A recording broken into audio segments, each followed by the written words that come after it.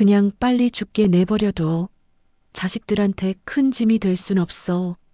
안녕하세요. 시니어들의 건강과 지혜로운 노후를 책임지는 노년심리학 박사 65세 김정근입니다.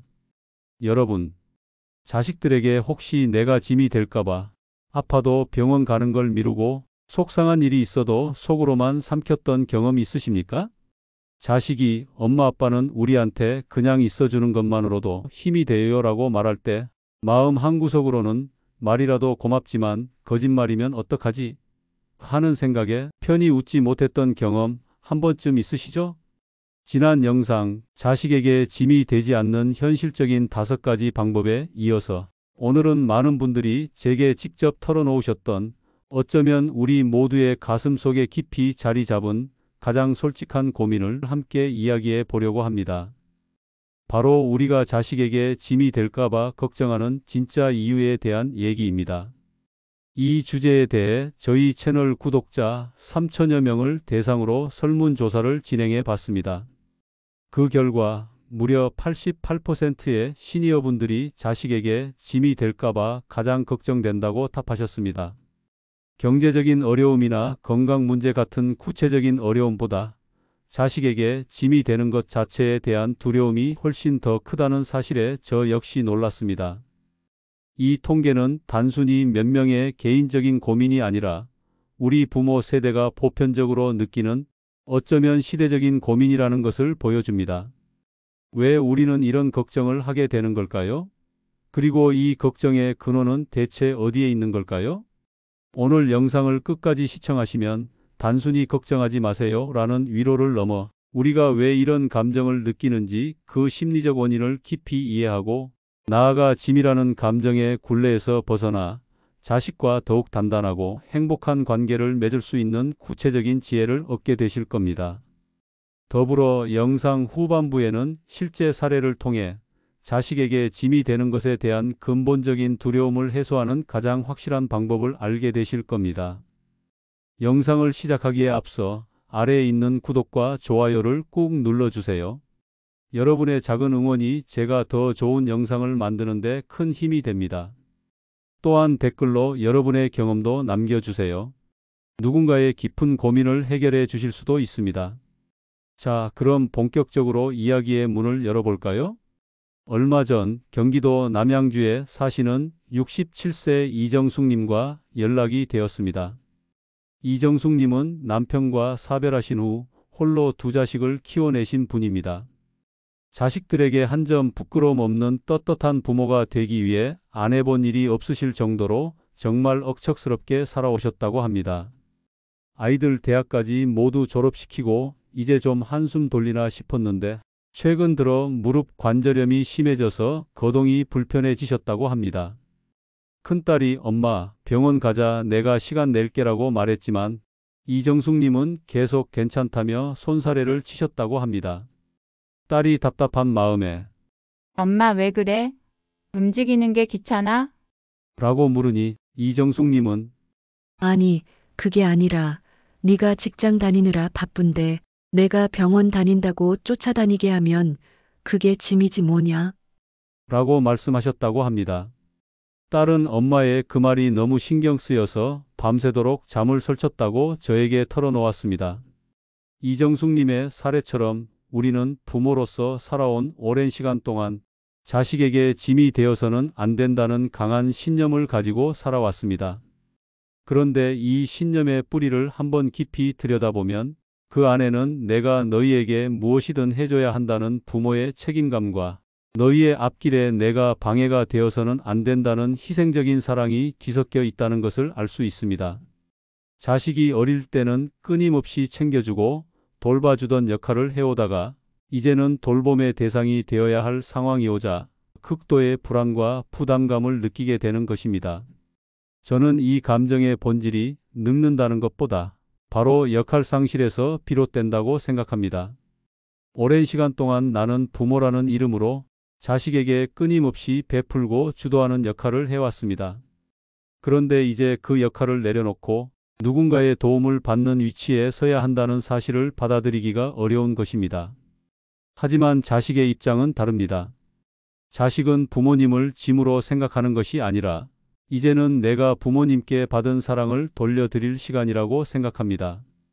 그들에게는 부모님의 병원 동행이 부담이 아니라 부모님에 대한 사랑과 존경을 표현하는 소중한 기회가 되는 것이죠. 여러분, 저는 이 짐이라는 감정이 사실은 우리 부모님 세대가 겪는 불확실성과도 깊은 관련이 있다고 봅니다. 우리 부모님 세대는 젊은 시절 오로지 자식들을 위해 모든 것을 희생하며 달려오셨습니다. 내 삶보다 자식의 성공이 더 중요한 가치였던 시대였습니다. 그런데 이제는 자식이 독립하고 사회가 급변하면서 내가 어떻게 살아야 할지에 대한 명확한 해답이 없는 시대를 마주하게 된 겁니다. 내 역할을 잃어버린 듯한 상실감, 그리고 앞으로 어떻게 살아가야 할지에 대한 불확실성이 복합적으로 작용하면서 우리는 무의식적으로 혹시 내가 자식에게 기댈 수밖에 없는 상황이 되면 어떡하지? 라는 두려움에 갇히게 됩니다. 제가 아는 73세 박진수님은 은퇴 후 10년간 우울증을 겪으셨습니다. 평생을 아내와 자식들을 뒷바라지하며 살아오셨는데 어느 날 문득 이제 내가 뭘 해야 하지? 라는 공허함이 찾아왔다고 합니다.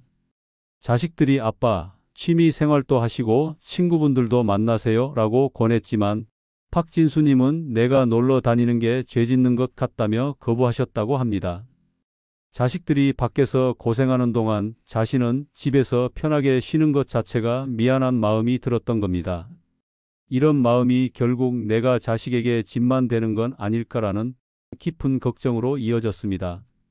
그런데 말입니다. 자식들의 생각은 어떨까요? 제가 만난 40대 중반의 박진수님의 아드님은 이렇게 말했습니다. 아버지가 저희에게 짐이 된다고 생각하시는 것 자체가 너무 속상해요. 저희는 그냥 행복하게, 마음 편하게 사셨으면 좋겠어요. 오히려 제가 아버지를 제대로 모시지 못하는 것 같아서 죄송할 때가 많아요. 아드님은 부모님이 자신을 위해 희생했던 것에 대한 고마움과 미안함을 동시에 느끼고 있었습니다. 그리고 그 보답으로 부모님이 남은 여생을 온전히 즐기며 사시기를 바랐습니다. 이처럼 부모의 희생은 자식의 부채감으로 이어지기 쉽습니다. 물론 이는 부정적인 의미의 부채감이 아니라 부모님의 사랑에 대한 고마움을 어떻게든 돌려드리고 싶은 마음입니다. 하지만 부모가 계속해서 짐이 되지 않으려는 노력으로 자신의 고통을 숨기고 모든 것을 홀로 감당하려 한다면 자식은 오히려 그 부채감을 해소할 기회조차 얻지 못하게 됩니다. 이는 결국 부모와 자식 간의 소통을 단절시키고 서로를 더 외롭게 만드는 결과를 낳습니다. 여러분, 그렇다면 이 악순환의 고리를 끊고 짐이 될까봐라는 걱정에서 벗어나려면 어떻게 해야 할까요? 저는 그 해답이 바로 부모와 자식의 새로운 역할 재정립에서 시작된다고 생각합니다. 더 이상 부모는 주는 사람, 자식은 받는 사람이라는 이분법적인 관계가 아니라 이제는 서로가 서로의 삶을 응원하고 존중하는 동반자로서의 새로운 관계를 만들어가야 합니다. 제가 만난 65세 최영숙님은 처음에는 내가 하는 건 다 잔소리라며 자식들과의 소통을 피하셨습니다. 자식이 엄마 괜찮아? 라고 물어도 괜찮다는 말만 반복하셨죠. 그런데 어느 날 딸이 회사에서 있었던 힘든 일을 털어놓으며 눈물을 보였다고 합니다. 최영숙님은 그날 밤 곰곰이 생각하셨답니다. 나는 왜 내 힘든 이야기는 숨기면서 딸의 이야기는 들어주고 싶어 했을까? 딸은 왜 나에게 기대고 싶어 했을까? 그날 이후 최영숙님은 자신의 작은 불편함이나 고민을 딸에게 솔직하게 털어놓기 시작했습니다. 처음에는 쑥스러웠지만 엄마, 그래 힘들었겠다라는 딸의 따뜻한 말 한마디에 큰 위로를 받으셨다고 합니다. 딸 역시 엄마가 자신에게 기대는 모습을 보며 엄마도 나를 믿고 있구나라고 생각하며 더 든든함을 느꼈다고 합니다. 이처럼 솔직한 소통은 부모와 자식 간의 심리적 거리감을 좁히는 가장 강력한 방법입니다. 많은 시니어분들이 자식에게 짐이 되지 않기 위해 건강관리를 하거나 경제적인 독립을 위해 노력하십니다. 이 노력 자체는 매우 중요합니다.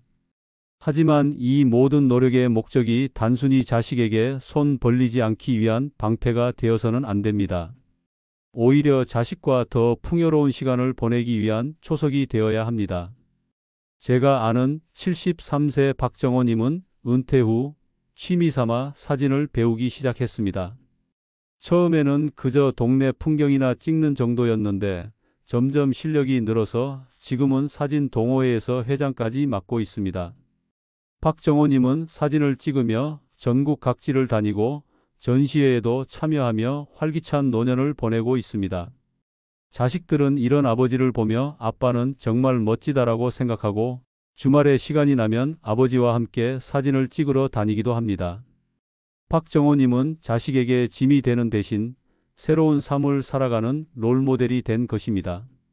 이처럼 노년의 삶을 스스로 주도적으로 가꾸어 나가는 것은 매우 중요합니다. 경제적으로는 연금, 보험, 자산 관리 등을 통해 독립성을 유지하고 건강관리는 꾸준한 운동과 식단 조절을 통해 질병을 예방하는 것이 좋습니다. 하지만 여기서 중요한 것은 이 모든 것을 완벽하게 해내야 한다는 강박관념을 버리는 것입니다.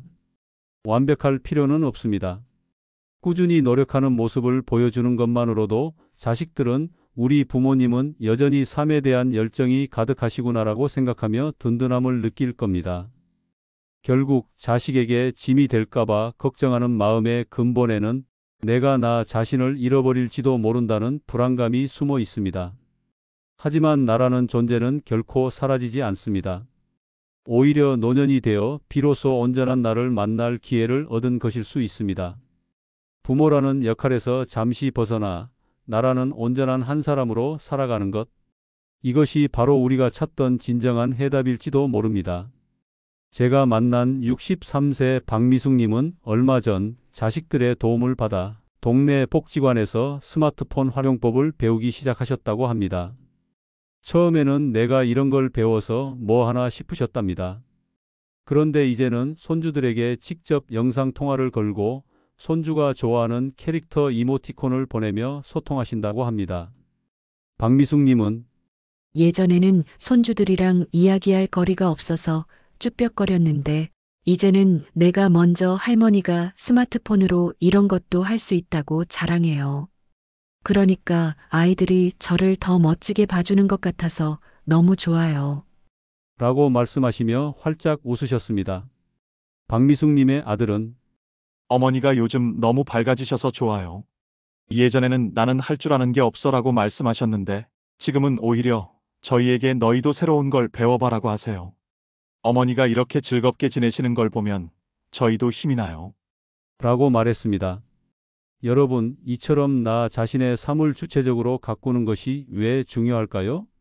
저는 이것이 바로 자식에게 짐이 되는 것에 대한 근본적인 두려움을 해소하는 가장 확실한 방법이라고 생각합니다. 그동안 우리는 자식을 위해 희생하는 것을 당연하게 여겨왔고 그 과정에서 나라는 개인의 존재는 뒷전으로 밀려났습니다. 그런데 이제 자식들이 각자의 삶을 살아가면서 우리는 갑작스럽게 나라는 존재와 마주하게 된 겁니다.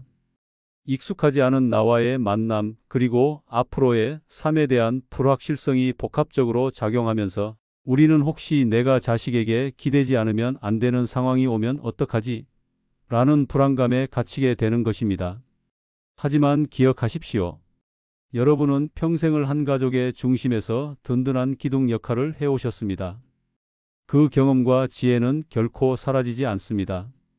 부모라는 역할에서 잠시 벗어나 나라는 온전한 한 사람으로 살아가는 것. 이것이 바로 우리가 찾던 진정한 해답일지도 모릅니다. 제가 만난 65세 김영숙님은 평생을 남편과 아이들 뒷바라지에 바쳐서 정작 내가 좋아하는 게 뭔지 모르겠어 라고 말씀하셨습니다. 엄마는 그냥 가족이 행복하면 그걸로 됐다라고 생각하며 살아오셨다는 겁니다. 그런데 자식들이 모두 출가하고 남편이 먼저 돌아가시자 김영숙님은 극심한 공허함을 느끼셨다고 합니다. 그러다 우연히 친구의 권유로 동네 도서관에서 진행하는 독서 모임에 나가게 되었습니다. 처음에는 어색했지만 책을 읽고 다른 사람들과 생각을 나누면서 내가 이렇게 재미있는 사람이었구나라는 것을 뒤늦게 깨달으셨다고 합니다. 김영숙님은 이제 독서 모임 회장이 되어 지역사회에서 시니어들의 독서 문화를 이끄는 리더가 되셨습니다.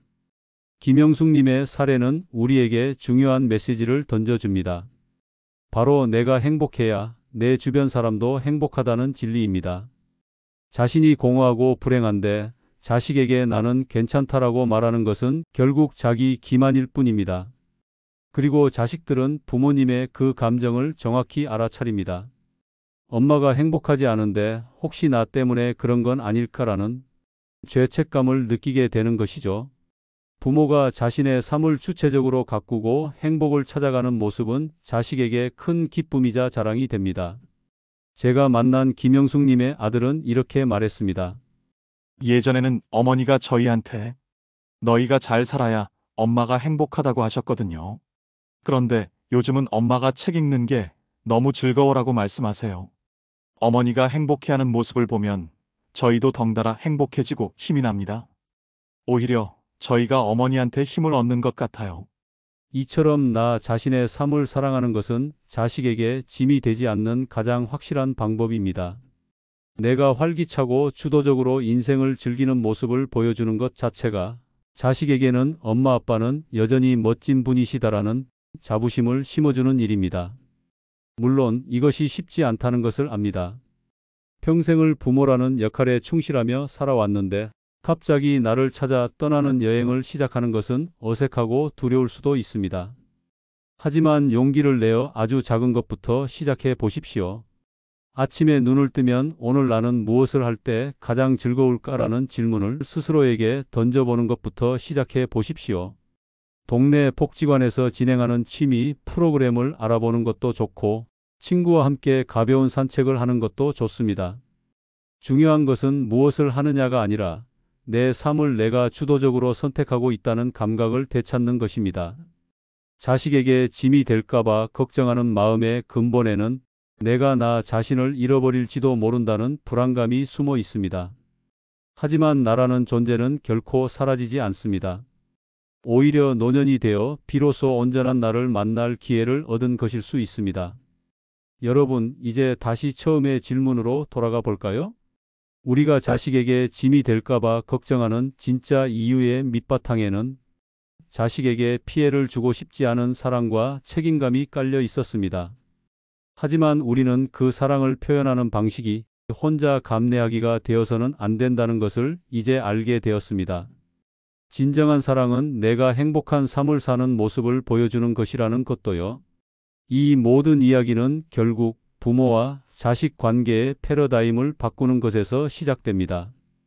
더 이상 일방적인 희생과 헌신이 미덕이 아니라 서로의 삶을 존중하고 응원하는 동반자로서의 관계를 만들어가는 것이죠. 자식은 부모님의 짐을 덜어주는 사람이 아니라 부모님의 새로운 시작을 응원하는 든든한 조력자가 되어야 합니다. 그리고 부모님은 내가 자식에게 짐이 될까봐라는 걱정 대신 내 삶을 어떻게 즐길까라는 긍정적인 질문을 던지며 스스로의 행복을 찾아 나서야 합니다. 저는 최근 저희 채널에 달린 댓글 하나를 잊을 수가 없습니다. 한 70대 구독자님이 남기신 글이었는데 이 영상을 보고 처음으로 딸에게 전화를 걸어 나 요즘 우울한데 같이 동네 한 바퀴 걸을까라고 물어봤더니 딸이 다음 날 바로 찾아와서는 함께 걷는 내내 손을 꼭 잡고 걸어줬다고 합니다. 그 따뜻한 손길에 내가 짐이 아니라 여전히 사랑받는 존재라는 걸 깨달았다라는 내용이었습니다. 이 댓글을 보면서 제 마음이 정말 따뜻해졌습니다. 이처럼 아주 작은 용기 하나가 부모와 자식 간의 거리를 좁히고 관계를 회복하는 기적을 만들어냅니다. 솔직하게 자신의 감정을 표현하는 것, 그리고 자식의 도움을 겸허히 받아들이는 것은 결코 약함의 증거가 아닙니다. 오히려 이는 자식을 향한 깊은 신뢰와 사랑을 보여주는 용기 있는 행동입니다. 사랑하는 시니어 여러분, 여러분의 자식들은 부모님이 건강하고 행복하게 자신의 삶을 즐기는 모습을 보는 것을 가장 큰 기쁨으로 여깁니다. 자식은 부모님의 짐이 아닌 부모님의 삶을 함께 응원하는 동반자입니다. 부모와 자식은 짐과 부양자의 관계가 아닌 서로에게 힘이 되어주는 동반 성장의 관계가 되어야 합니다. 저도 90세가 넘으신 저희 어머니께 자주 말씀드립니다. 어머니, 아프면 아프다고 꼭 말씀해 주세요. 그리고 하고 싶은 게 있으면 뭐든 말씀하세요. 저는 어머니가 행복한 게 가장 큰 소원이에요. 라고요. 여러분의 자식들도 똑같은 마음일 겁니다. 그러니 오늘부터 짐이 될까봐라는 걱정 대신 어떻게 하면 자식과 더 행복하게 지낼 수 있을까라는 긍정적인 질문을 던져보시길 바랍니다. 그 질문에 대한 답은 바로 여러분 스스로의 삶을 사랑하고 가꾸는 데서 찾을 수 있습니다. 모든 것을 만족시키는 정답은 없지만 무엇이든 적어도 나의 작은 변화가 나의 행복한 노후를 만드는 출발점이 되는 것은 분명합니다. 지금 당장 실천해 보세요. 자, 오늘 영상이 여러분의 노년의 삶에 작은 위로와 지혜가 되었기를 바랍니다. 다음 시간에는 더욱 유익하고 흥미로운 주제로 찾아뵙겠습니다. 항상 건강하고 행복하시기를 바랍니다. 끝까지 시청해 주셔서 감사합니다.